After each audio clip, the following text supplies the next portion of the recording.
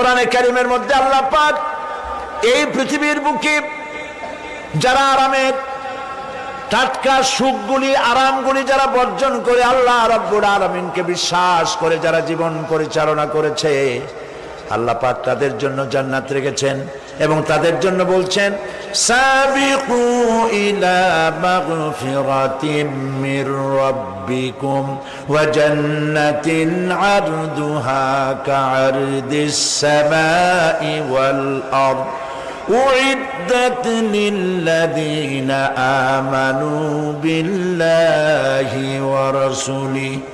আল্লাহ পাক বলেন প্রতিযোগিতা করো আল্লাহর মাগফিরাত কামনার জন্য আর জান্নাতে যাওয়ার জন্য প্রতিযোগিতা করো, আল্লাহর রহমত পাওয়ার জন্য সৎ কাজের প্রতিযোগিতা করো, তাহলে আল্লাহ রাব্বুল আলামিন তোমাদেরকে ক্ষমা করবেন আর তোমাদের জন্য এমন জান্নাত দিবেন যেই জান্নাত আকাশের বিশালতার জমিনের বিশালতার মতো। এই বিরাট জান্নাত তোমাদেরকে দিবেন। এই জান্নাত চিরস্থায়ী সুখ এবং শান্তি জায়গা হবে।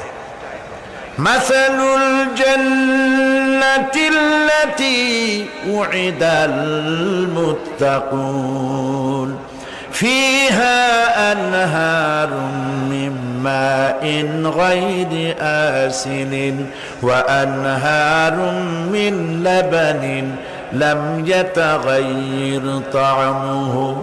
আল্লাহ পাক বলছেন জান্নাত আল্লাহ পাক ওয়াদা করেছেন মুত্তাকীদের জন্য। আল্লাহ পাক জান্নাত দিবেন যে জান্নাতের ভেতরে রয়েছে মধুর প্রস্রবণ, রয়েছে দুধের প্রস্রবণ, রয়েছে সেখানে স্বচ্ছ পানির প্রস্রবণ রয়েছে।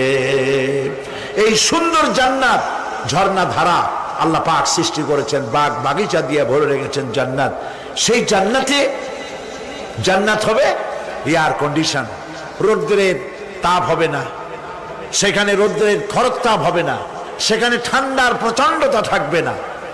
কিরকম হবে জায়গাটা? আল্লাহ পাক বলছেন মুত্তাকিনা আলাল আরাইকি লা ইয়ারাউনা ফিহা শামসান ওয়ালা জামহারিরা ওয়া দানিয়াতান আলাইহিম যিলালুহা ওয়া যুল্লিলাত কুতুফুহা তাযলিলা। আল্লাহ পাক এমন জান্নাত রেখেছেন, সেই আল্লাহ পাক সেই জান্নাতের ভিতরে জান্নাতীরা ঠেস লাগায়া মুখোমুখি অবস্থায় তারা সেখানে বসবে, আর জান্নাতীদের মনের মধ্যে কোনো দুঃখ থাকবে না, পেরেশানি থাকবে না। পৃথিবীতে মানুষের দুঃখ থাকে, পেরেশানি থাকে, সেখানে কোনো দুঃখ আর পেরেশানি থাকবে না।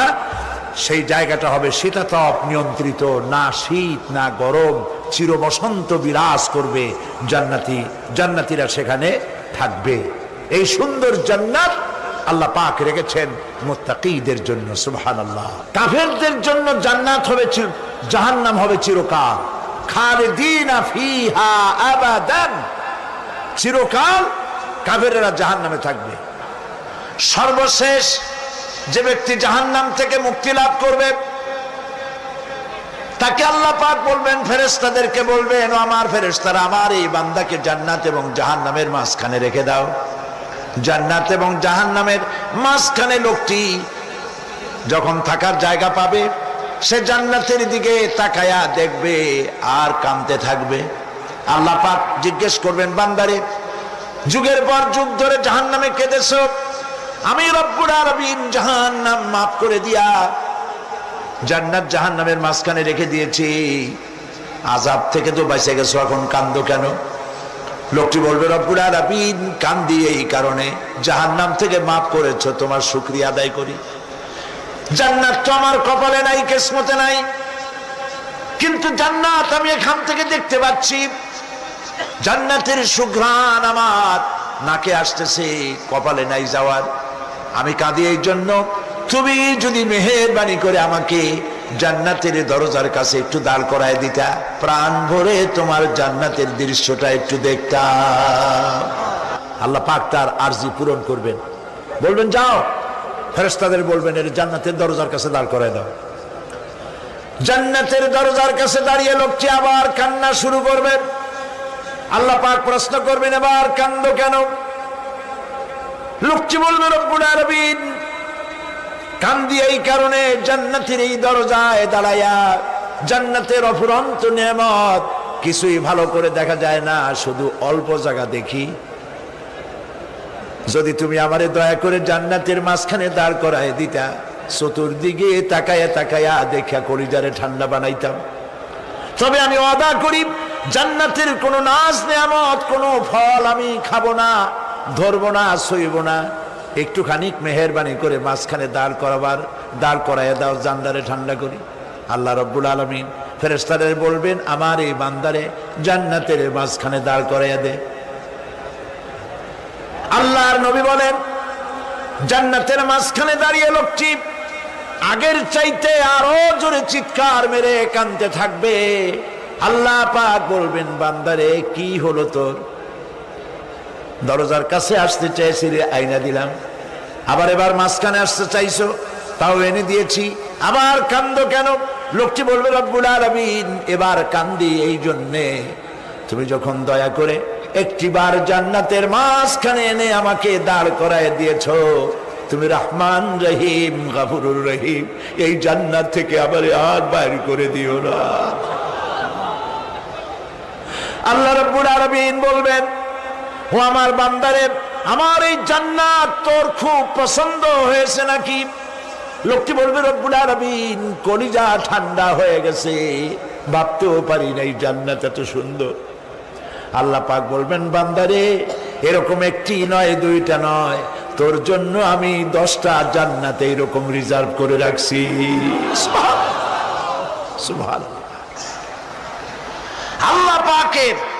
আল্লাহ পাককে ভয় করে পৃথিবীর সমস্ত পাপ থেকে যারা নিজেকে রক্ষা করবে আল্লাহ তাদের জন্য এই জান্নাত রেখে দিয়েছেন। সুবহানাল্লাহ। সেই জান্নাতের রিসিপশন আপনারা আন্দাজ করতে পারবেন না। রিসিপশন কারে কয়? কি এর প্রধানমন্ত্রী আর প্রেসিডেন্ট 4-5টা পুলিশ আর আর্মি আসে একটা ফট করে সেলুট মারলো, বাস শেষ হয়ে গেল, এরকম না। জান্নাতীদেরকে রিসিপশন দেওয়া হবে। জান্নাতীরা যখন আল্লাহর হুকুমে জান্নাতের দিকে যেতে লাগবে, আর যখন জান্নাতের কাছে চলে যাবে আল্লাহ রাব্বুল আলামিন শোনায় দিচ্ছেন হাত্তা ইযা জাউহা ফুতিহাত আবওয়াবুহা ওয়া ক্বালা লাহুম খাজানাতুহা সালামুন আলাইকুম তিবতুম ফাদখুলুহা খালিদিন। সুবহানাল্লাহ। জান্নাতীরা যখন জান্নাতে প্রবেশ করার দরজার মুখোমুখি হবে, দ্বার রক্ষীগণ তখন বলবে সালামুন আলাইকুম, আল্লাহর শান্তি তোমাদের উপরে বর্ষিত হোক। সুবহানাল্লাহ। দুনিয়ার টাটকা টাটকা সুখগুলি 2 পা দিয়ে ঠেলে দিয়েছো, টাটকা সুখগুলি গ্রহণ করো নাই, হারাম খাও নাই, আল্লাহর দ্বীন কায়েমের জন্য রক্ত দিয়েছো, জীবন দিয়েছো, কষ্ট করেছো, আল্লাহকে ভয় করেছো। আমাদের সালাম গ্রহণ করো, জান্নাতের মধ্যে ঢুকে যাও চিরকালের জন্য। সুবহানাল্লাহ। আর বাইরে হওয়া লাগবে না, চিরকাল এই জান্নাতের মধ্যে তোমরা বসবাস করতে পারবে। আল্লাহ রাব্বুল আলামিনের ফেরেশতারা বলে দিবেন। জান্নাতের মধ্যে আল্লাহ পাক হুরদের সঙ্গে জান্নাতীদের বিয়ের ব্যবস্থা করে দিবেন। কোরআনে কারিমে আল্লাহ পাক বলেন মুত্তাকিনা আলা সুরুজিম মাসফুফাতিন ওয়া যাওয়াজনাহুম বিহুরিন ঈন। সামনাসামনি ভাবে সাজানো সারি সারি আসন সমূহের উপর তারা ঠেস লাগায় বসে থাকবে, আর আল্লাহ রাব্বুল আলামিন হুরদের সাথে জান্নাতীদের বিয়ের ব্যবস্থা করে দিবেন। যেসব হুরের সঙ্গে বিয়ে হবে তাদের আল্লাহ পাক বিবরণ দিচ্ছেন কি রকম হবে তারা। লাম ইয়াতমিসহুন্না ইনসুন ওয়ালা জান। এর পূর্বে জিন এবং ইনসান এদেরকে কেউ স্পর্শ করে নাই। কি রকম তারা? কান্নাহুন্নাল ইয়াকুতু ওয়াল মারজান। যেমন ঝিনুকের ভিতরে মণিমুক্তা থাকে, এইভাবে আল্লাহ পাক তাদেরকে পবিত্র করে রেখে দিয়েছেন। আমার প্রিয় ভাইরা, আল্লাহ রাব্বুল আলামিন কোরআনে কারীমের ভিতরে বলেছেন, ফাবিআইয়ি আলা'i রাব্বিকুমা তুকাযযিবান। জান্নাত দান করে আল্লাহ পাক এবার জান্নাতীদেরকে সম্বোধন করে বলবেন, ইয়া ইবাদি লা খাউফুন আলাইকুমুল ইয়াওমা ওয়ালা আনতুম তাহজানুন।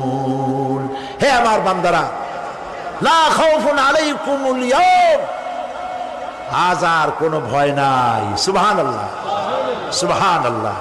আজ আর কোনো ভয় নাই, কোনো চিন্তাও নাই, আরামে এই জান্নাতের মধ্যে বসবাস করো। এরপরে আল্লাহ পাক জিজ্ঞেস করবেন, ও আমার জান্নাতীরা, আমি যেসব ওয়াদা করছিলাম আমার ওয়াদা মোতাবেক সমস্ত নিয়ামত পেয়েছো? তারা বলবে, হ্যাঁ পেয়েছি, সব নিয়ামত আপনার ওয়াদা মোতাবেক সব পেয়েছি। আল্লাহ রাব্বুল আলামিন বলবেন, সব পাও নাই, ওয়ালাদাইনা মাজিদ, আমার কাছে আরো বেশি আছে। সুবহানাল্লাহ, আমার কাছে আরো বেশি আছে। জান্নাতীরা বুঝবে না সে আরো বেশিটা কি, এর থেকে আর বেশি কি। প্রিয় ভাই সব, নবী করিম সাল্লাল্লাহু আলাইহি সাল্লাম বলেছেন, জান্নাতের সুখ আর শান্তি কোন চোখ নাই যা দেখেছে, যা কোন অন্তঃকরণ নাই যা কল্পনা করতে পেরেছে। এই জান্নাত মুত্তাকিদের জন্য আল্লাহ রাখছেন। সুবহানাল্লাহ। জান্নাতীরা ভাবতেও পারবে না সেই নিয়ামতগুলি কি। প্রিয় ভাই সব, সেই মুহূর্তে আল্লাহর নবী মুহাম্মদুর রাসূলুল্লাহ সাল্লাল্লাহু আলাইহি ওয়াসাল্লাম বলবেন, রব্বুল আলামিন, আমার উম্মতেরা জান্নাতীরা বুঝতে পারে নাই আপনার কাছে কি নিয়ামত আরো বেশি আছে। আমার এই উম্মতেরা জান্নাতীরা আপনার ওয়াদা মোতাবেক সব পেয়েছে, কিন্তু একটি জিনিস এখনো তাদের কিসমতে হয় নাই। সেই জিনিসটা হলো, যারা তার রবকে না দেখে শুধু কোরআন আর হাদিসের কথা শুনে আরবের ঘুম হারাম করে তাহাজ্জুদের নামাজ আদায় করেছিল, চোখের পানি ফেলেছিল, যারা জান্নাত দেখে নাই, জাহান্নাম দেখে নাই, আপনাকে ভয় করে যারা জীবন পরিচালনা করেছিল, যারা আপনাকে দেখে নাই, না দেখে শুধু কোরআন হাদিস বিশ্বাস করে যারা অকাতরে নিজেদের জীবন বিলায় দিয়েছিল, এই জান্নাতীরা এখন পর্যন্ত তার রবকে দেখতে পারে নাই। আল্লাহ রাব্বুল আলামিন তার সামনে থেকে ৭০,০০০ পর্দা সরে যাবে। আল্লাহ পাক বান্দাদের আরজি পুরা করার জন্য জান্নাতীদের সামনে তিনি জালোয়া ফরোজ হবে। কোরআন শরীফের ভিতরে আল্লাহ পাক বলেন, জান্নাতীরা তারা আল্লাহর দিকে, জান্নাতীরা তার রবের দিকে তাকিয়ে থাকবে, আর রব তার বান্দাদের দিকে তাকায়া থাকবে। প্রাণ ভরে জান্নাতীরা রবকে দেখবে। সুবহানাল্লাহ, আল্লাহ পাককে দেখবে। প্রাণ খুলে আজ দোয়া করি, রব্বুল আলামিন, জান্নাতের যেই পরিবেশে, যেই জায়গায় তুমি দয়া করে তোমার গোলামদেরকে তুমি নিজেই দর্শন দিবে, দেখা দিবে। মনিব গো, ও আমাদের রব, আজ এই বিশাল জনসমুদ্র নিয়ে তোমার দরবারে আবেগ ভরা কণ্ঠে বলি, যে অনুষ্ঠানটি তুমি এমন মুবারক অনুষ্ঠান করবে যেখানে তুমি জান্নাতীদেরকে দেখা দিবে, ওই জান্নাতের কোনো একটি, ওই অনুষ্ঠানের কোনো একটি কোনায় কানায় আমাদেরকেও দাঁড় করাইয়া দেখার তৌফিক। প্রিয় ভাই সব, আল্লাহ রাব্বুল আলামিন মানুষের সামনে এত সব নিয়ামত রেখেছেন, এই জান্নাত দান করবেন। এরপরে আল্লাহ রাব্বুল আলামিন কোরআনে কারীমের মধ্যে বলেছেন, রব্বিস সামাওয়াতি ওয়াল আরদি ওয়া মা বাইনাহুমার রাহমানি লা ইয়ামলিকুনা মিনহু খিতাবা। এসব পুরস্কার রয়েছে তোমাদের সেই রবের পক্ষ থেকে, যিনি আকাশ আর জমিনের মালিক। সুবহানাল্লাহ বলবেন না? যার সামনে কথা বলার ক্ষমতা কারো হবে না। এটি একটি মারাত্মক কথা। কিয়ামতের দিন আল্লাহর দরবারে কেউ কথা বলতে পারবে না আল্লাহর নির্দেশ ছাড়া। একটি আকীদা পরিষ্কার করে নিয়ে যান আপনাদের। সে আকীদাটা এভাবে পরিষ্কার করুন,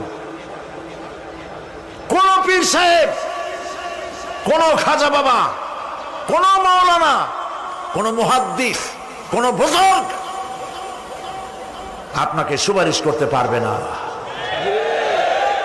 যদি না আল্লাহ পাক তাকে কথা বলার তৌফিক না দেন। মনে থাকবে এটা। আয়াতুল কুরসির ভিতরে আমরা পড়ি, মান যাল্লাযী ইয়াশফাউ ইনদাহু ইল্লা বিইযনিহি। আল্লাহ পাক বলেছেন কিয়ামতের দিন আল্লাহর দরবারে কার সাহস আছে কথা বলতে পারে? মান যাল্লাযী ইয়াশফাউ ইনদাহু ইল্লা বিইযনিহি। আল্লাহর অর্ডার ছাড়া, হুকুম ছাড়া আল্লাহর সামনে কথা বলার সেদিন কেউ থাকবে না। সুবহানাল্লাহ। কেউ কথা বলতে পারবে না। সুপারিশ করতে হবে আল্লাহ যারে বলেন তুমি করো, অমুকের জন্য করো, সেই ব্যক্তি শুধু তার জন্যই করতে পারবে, আর কেউ কথা বলতে পারবে না। সেই কঠিন হাসরের ময়দান, যেদিন শুধুমাত্র আল্লাহ পাক কথা বলবেন, আর যারে বলতে বলবেন সেই কেবলমাত্র বলতে পারবে। সুপারিশ এটি আল্লাহ পাক কিয়ামতে পারমিশন দিলে বলা যাবে। হযরত ইব্রাহিম আলাইহিস সালাম কিয়ামতের দিন তার নিজের পিতা সম্পর্কে সুপারিশ করবেন। রব্বুল আলামিন, আমার আব্বার জন্য সুপারিশ করতেছি, মেহেরবানি করে জাহান্নাম থেকে তারে আপনি রক্ষা করুন। আল্লাহ রব্বুল আলামিন বলবেন, ইব্রাহিম তোমার সুপারিশ মঞ্জুর হবে না। প্রিয় ভাই সব, একটু মাথা খাটান, চিন্তা করেন। জাতির পিতা কে? জাতির পিতা চিল্লায় বলুন, কলিজা সাফ করে ফেলুন। মুসলমানদের জাতির পিতা হাফিজ আবি কেউ হতে পারে না।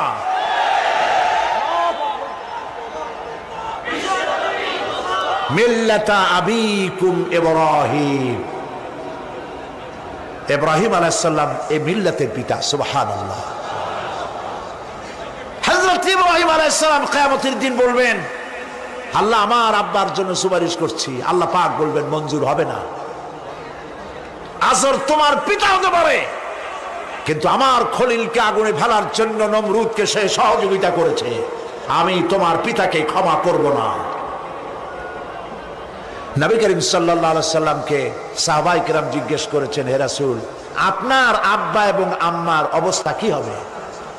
নবী করিম সাল্লাল্লাহু আলাইহি সাল্লাম কেঁদে ফেলেছেন, সব বলেছেন, আমি তাদের কোনো উপকারে আসব না। আল্লাহু আকবার। আপনি মনে করছেন নাকি যে ইয়া নবী সালাম আলাইকা বলি অমনি নবী সুপারিশ পাবেন? এত সহজ। কতগুলো রসগোল্লা খাইলেন আর বড় একটা মিছিল করলেন আর অমনি চলে যাবেন? পৃথিবীর সব মানুষ, সাহাবায়ে কেরাম বাদ দেন, পৃথিবীর সমস্ত মানুষ একত্রিত হয়ে আবু তালেব রাসূলুল্লাহকে যে ভালোবেসেছেন, ওর 1000 ভাগের 1 ভাগও সারা দুনিয়ার মানুষ রাসূলুল্লাহকেই ভালোবাসতে পারবে? পারবে? নিজের ছেলে আলীকে, আলী রাদিয়াল্লাহু তাআলা আনহুকে আলাদা বিছানায় শোয়াইয়া, ছোট্ট মানুষ হযরত আলী আলাদা জায়গায় রাখিয়া, মুহাম্মদুর রাসূলুল্লাহ সাল্লাল্লাহু আলাইহি ওয়াসাল্লাম এতিম মানুষ, তারে কলিজার সাথে বুকের মধ্যে আশ্রয় দিয়ে আগলে রেখেছেন বুক ভরে।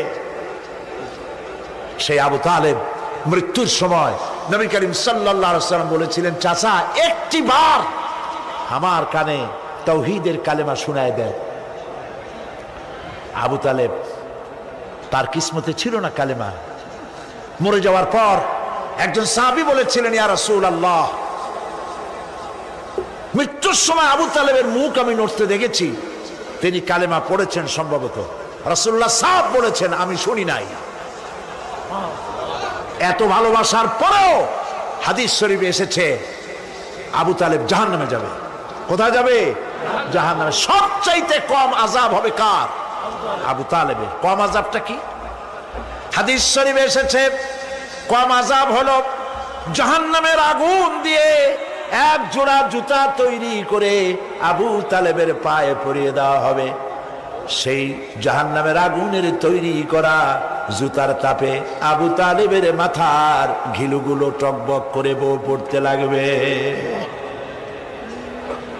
এত ভালোবেসে যদি কিয়ামতে উপায় না হয়, আপনি ইয়া নবী সালাম আলাইকা, ইয়া রাসূল সালাম আলাইকা, আর কতগুলো জিলাপি খাইলেন, বড় একটা মিছিল করলেন। প্রিয় ভাই সব, এইসব বেদাত ছাড়ুন, এগুলি সুস্পষ্ট বিদআত। রাসূলুল্লাহকে ভালোবাসবেন, সাহাবীরা যেভাবে ভালোবেসেছেন ওইভাবে ভালোবাসবেন। আল্লাহ রাব্বুল আলামিন বলেন, যালিকাল ইয়াউমুল হক ফামান শাআ আত্তাখাযা ইলা রাব্বিহি মাআবা। এই দিনটি অবশ্যই আসবে, সেদিনটি নিশ্চিতভাবে আসবে। আর এখন যার ইচ্ছা সে তার রবের দিকে অগ্রসর হোক। ইন্না আনজারনাকুম আযাবান করিবান ইয়াওমা ইয়ানজুরুল মার'উ মা কদ্দামাত ইয়াদাহু ওয়া ইয়াকুলুল কাফিরু ইয়া লাইতানি কুনতু তুরাবা। ইন্না আনজারনাকুম আযাবান করিবা, খুব নিকটবর্তী একটি আযাব সম্পর্কে আমি তোমাদেরকে সতর্ক করে দিলাম। কে বলতেছেন? আল্লাহ পাক। লক্ষ্য করুন আল্লাহ কি বলছেন, খুব নিকটবর্তী একটি কঠিন শাস্তি, আযাব অর্থাৎ কিয়ামত, এ সম্পর্কে আমি তোমাদেরকে সতর্ক করে দিলাম। ইয়াউমা ইয়ানজুরুল মার'উ মা কদ্দামাত ইয়াদা, সেদিন প্রত্যেকটি লোক যা সে পাঠিয়ে দিয়েছিল এখানে, অর্থাৎ যা করেছিল সেগুলি সে দেখতে পাবে। আর তখন ওয়ায়াকুলুল কাফিরু ইয়া লাইতানি কুনতু তুরাবা। সেই কিয়ামতের ময়দানে অবস্থা দেখে কাফেররা বলবে, আহারে মানুষ না হইয়া যদি মাটি হইয়া যেতাম, যদি মাটি হতাম, যদি মানুষ না হয়ে না জন্মতাম, আজ এই হাসরের ময়দানে এইখানে এই বিচারের মুখোমুখি হতাম না, মাটি হইলে বরং অনেক ভালো হতো। এই পৃথিবীতে আমরা এসেছি, চলে যাব, যাওয়ার আগে এই কোরআন একটি বিশাল জনগোষ্ঠী এমন বানাতে চেয়েছে যে জনগোষ্ঠী এই কোরআন দিয়ে একটি বিশাল সমাজ গড়বে, রাষ্ট্র গড়বে, এমন রাষ্ট্র গড়বে যেই রাষ্ট্রে দুঃখ থাকবে না, অশান্তি থাকবে না, যেখানে সুখ থাকবে, সমৃদ্ধি থাকবে, আর কিয়ামতের দিন আল্লাহর জান্নাতে তারা চলে যাবে। তেমন একটি সমাজকে আমরা চাই। সবাই বলেন সেরকম একটি সমাজকে আমরা চাই। প্রিয় ভাই সব, কিয়ামতের দিন আমরা যেতে চাই জান্নাতে। কোথায় যেতে চাই বলেন? জোরে বলেন। এই জান্নাতে যাওয়ার জন্য দুইটা কাজ করতে হবে। কয়টা কাজ? আল্লাহ রাব্বুল আলামিন বলেন, ফামান কানা ইয়ারজু লিকাআ রাব্বিহি ফালইয়ামাল আমালান সালিহান ওয়া লা ইউশরিক বিইবাদাতি রাব্বিহি আহাদা। আল্লাহ পাক বলেন, যে বা যারা আমার সঙ্গে দেখা করতে চায় কিয়ামতে, দুইটা কাজ করা লাগবে। বলেন কয়টা কাজ? একটা হলো নেক আমল। কি আমল বলেন? নেক আমল। নেক আমল কারে বলে? নেক আমল করতে হলে আবার দুইটা শর্ত লাগে। এক নম্বরে কাজটা করতে হবে আল্লাহরে খুশি করার জন্যে। কারে খুশি করার জন্য? একটা মাদ্রাসা বানাইছি যাতে লোকেরা বলে যে বড় একটা মাদ্রাসা বানাইছে, এই জন্য মাদ্রাসা বানাবেন, মসজিদ বানাবেন, হসপিটাল বানাবেন, যা কিছু করেন নিয়ত হবে আল্লাহকে খুশি করা। নিয়ত হবে কারে খুশি করা? আল্লাহ পাককে খুশি করা। এই হলো নেক আমলের প্রথম শর্ত, কাজ হবে আল্লাহকে খুশি করার জন্য। দুই নম্বরে কাজটি হতে হবে সুন্নতে নববী সাল্লাল্লাহু আলাইহি ওয়াসাল্লামের উপরে। মনে থাকবে, দাড়ি রাখবো, কেন রাখবো? রাসূলের সুন্নাত। রাখবো কারে খুশি করার জন্য? আল্লাহ খুশি করার জন্য। রাখবো কার মতো? রবীন্দ্রনাথের মতো, কার্ল মার্কসের মতো, কবির মতো নয়। রাখতে হবে কার মতো? নবীর মতো। বুঝে নেন, কাজটা হতে হবে আল্লাহকে খুশি করার জন্য। 2 নম্বরে কাজটা হতে হবে সুন্নতে নববী সাল্লাল্লাহু আলাইহি ওয়াসাল্লামের উপরে হতে হবে। তাহলে এই হলো 1 নম্বর। জান্নাতে যাওয়ার জন্য, আল্লাহর সাথে দেখা করার জন্য 1 নম্বরের কাজ হলো নেক আমল। বলেন 1 নম্বরের কাজ কি? 2 নম্বরের কাজ ওয়ালা ইউশরিক বিইবাদাতি রাব্বিহি আহাদা। আল্লাহ রাব্বুল আলামিনের ইবাদতের সাথে কাউকে শরীক স্থাপন করা যাবে না।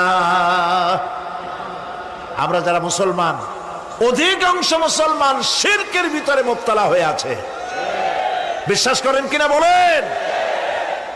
কাফেরেরা তো মুশরিক আছেই, ওরা তো মুশরিক আছেই, কিন্তু আমরা মুসলমানেরা আমাদের আমলের মধ্যে, আমাদের অজান্তে সবের নিয়তে অনেক শিরক আমরা করে বসি। নাউজুবিল্লাহ, বলেন নাউজুবিল্লাহ। এই জন্য আমি বারবার সতর্ক করি, নিজেকেও করি, আপনাদেরকেও করি। এই কারণে করি, শিরকের গুনাহ আল্লাহ মাফ করবেন না। ইন্না শিরকা লাযুলমুন আযীম। শিরক মস্ত বড় অপরাধ, জুলম, আল্লাহ মাফ করবেন না। আল্লাহর কাছে কান্দে কান্দে মাপ চাওয়া লাগবে যে আল্লাহ শিরক থেকে আমাকে রক্ষা করো, বাঁচাও। অনেক গোপন শিরক আছে। মাজারে যান, পীর সাহেবের কাছে যান, মনে যদি নিয়ত থাকে উনি ফু দিলে আমি ভালো হবই, উনি তাবিজ দিলে আমার বাচ্চা হবেই, উনি আমারে দয়া করলেই আমার ব্যবসায় উন্নতি হবেই, এইটার নাম শিরক। এটার নাম কি? ওয়াইজা সাআলতা ফাসআলিল্লাহ ওয়াইজা ইসতাআনতা ফাসতাইন বিল্লাহ। যা বলার আল্লাহরে বলো, আর যা চাওয়ার কার কাছে চাও? চিল্লায় বলেন।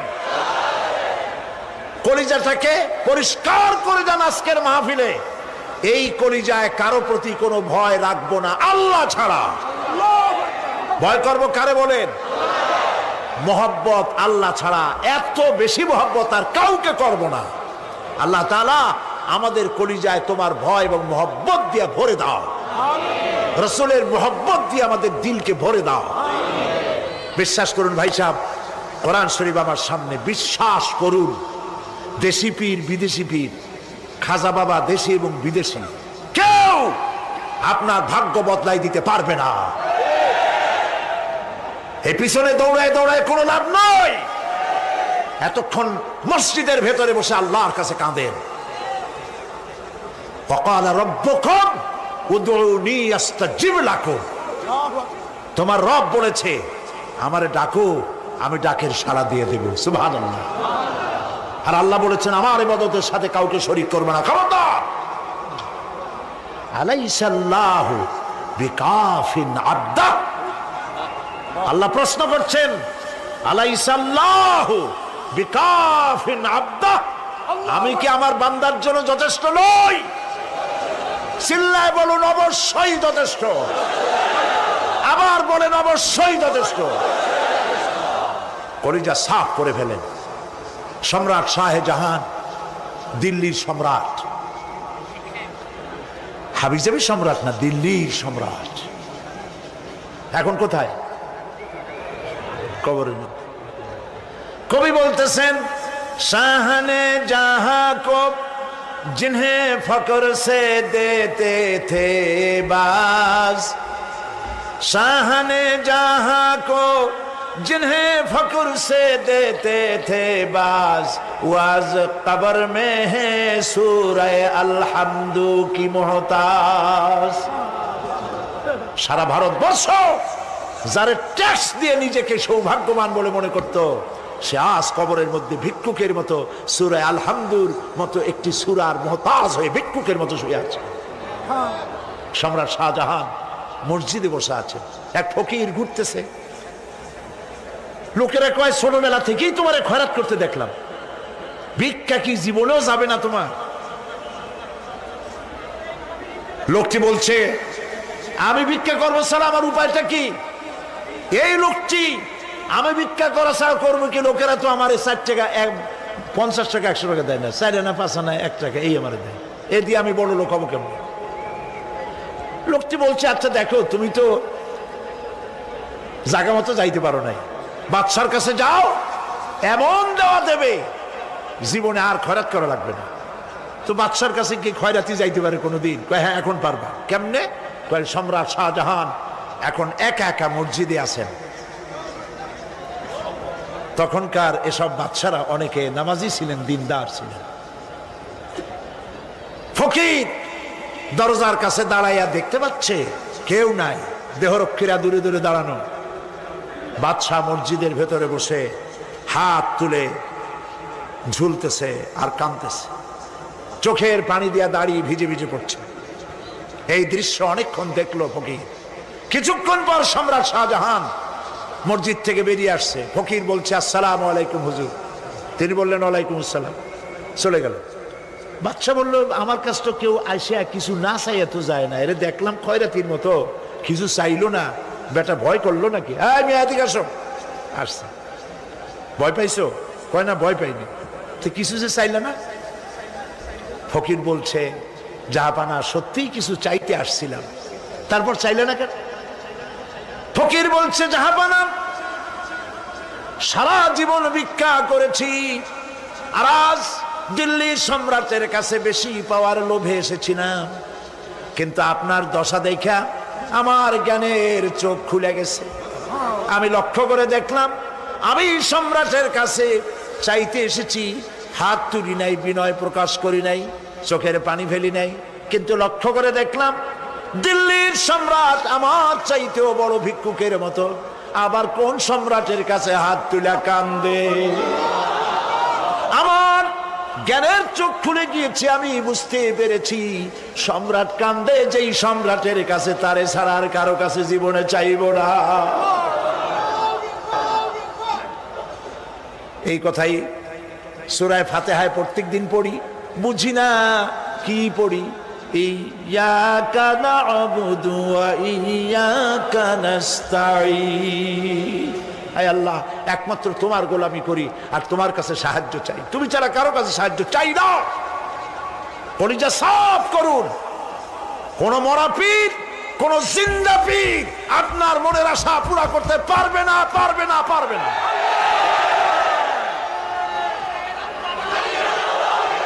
আর আজ থেকে কোন মাজারে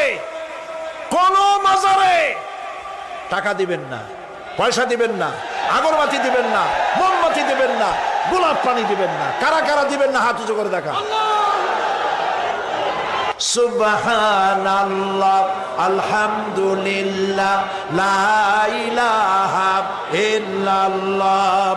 সুবহানাল্লাহ, আলহামদুলিল্লাহ, লা ইলাহা ইল্লাল্লাহ।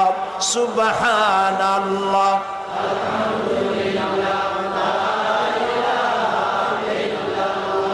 লা ইলাহা ইল্লাল্লাহ, মুহাম্মাদুর রাসূলুল্লাহ। আল্লাহুম্মা আমিন। রব্বানা যালামনা আনফুসানা ওয়া ইন লাম তাগফির লানা ওয়া তারহামনা লানাকুনান্না মিনাল খাসিরিন। রব্বুল আলামিন, তাম পৃথিবীর মাটির নিচে যত মুমিন মুমিনাত শুয়ে আছে, আল্লাহ কবরগুলি কি জান্নাতের টুকরা বানায়া দাও। আয় আল্লাহ তাআলা, এই মুহূর্তে মনে পড়ে গেল আমাদের মা বাপের কথা। রব্বুল আলামিন, আমাদের আব্বা জান কত বছর আগে দুনিয়া থেকে বিদায় হয়ে গেল, নাম ধরে আর কেউ ডাকে না। কত কষ্ট করেছে, ধান বিক্রি করে, সুপারি বিক্রি করে নিজের পেটে না দিয়া নিজের ভালো জামা না বানাইয়া আমাদের লেখাপড়া শিখাইছে, বাড়িঘর বানালো, আর একদিন তোমার ডাকে সাড়া দিয়া চলে গেল। যুগের পরে যুগ চলে গেল, বাপের মুখ আর দেখি না। আল্লাহ তাআলা আমাদের আব্বাজান যাদের দুনিয়া থেকে বিদায় হয়ে গেছে, কবরটাকে বেহেশত বানায়। তুমি সম্রাটের সম্রাট, তুমি রাজাধিরাজ, তোমার মহব্বত ছাড়া কোনো মহব্বত যেন কলিজায় থাকে না মাবুদ। তোমাকে ছাড়া কাউকে যেন ভয় করি না মাবুদ। সারা জীবন শিরক আর বিদআত থেকে আমাদের তুমি বাঁচাও আল্লাহ। তোমার জাহান্নামকে আমরা ভয় পাই। আল্লাহুম্মা আজিরনা মিনান নার, আল্লাহুম্মা আজিরনা মিনান নার, আল্লাহুম্মা আজিরনা মিনান নার। রব্বানা তাকাব্বাল মিন্না ইন্নাকা আনতাস সামিউল আলিম ওয়া তুব আলাইনা ইন্নাকা আনতাত তাওয়াবুর রহিম। সুবহানা রাব্বিকা রাব্বিল ইজ্জাতি আম্মা ইয়াসিফুন ওয়া সালামুন আলাল মুরসালিন ওয়ালহামদুলিল্লাহি রাব্বিল আলামিন। ওয়াজআল আখিরা কালামিনা ইনদাল মাউত লা ইলাহা ইল্লাল্লাহু মুহাম্মাদুর রাসূলুল্লাহ।